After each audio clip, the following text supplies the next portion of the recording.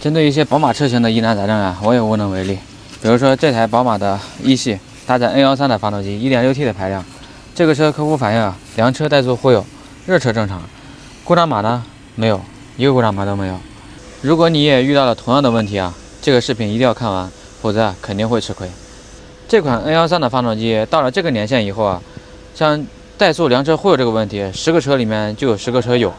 像这种问题啊，后期解决还不太好解决。我的建议啊，就是先排查漏气，把进气管的漏气、曲轴箱的漏气全部排查完了以后，然后再把系统啊做一下升级，清洗一下气门积碳，做一个调校值的匹配。做完这些，如果还没好呀，这个问题啊，我不建议再去解决了。如果你即使像针对这个问题更换了凸轮轴，更换了缸盖，但是这个问题啊，也只有50%的可能性你能给客户修好，有50%的可能性你修不好。如果要修不好，这个损失可就大了。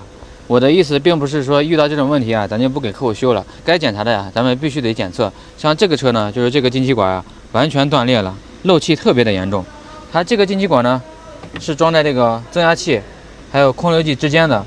如果这个管漏气呢，会导致这个空流计监测信号不准，所以说它的传动可能会非常的大。咱们这一系列做完以后呢，它的传动会小，但是说不可能完全没有。这个呀，一定跟客户啊提前沟通好。因为我们在这个问题上呀，已经吃了好多亏了，也许是我们的技术能力有限吧。针对这个凉车抖动的问题，你们有没有治理成功的案例？可以评论区分享一下。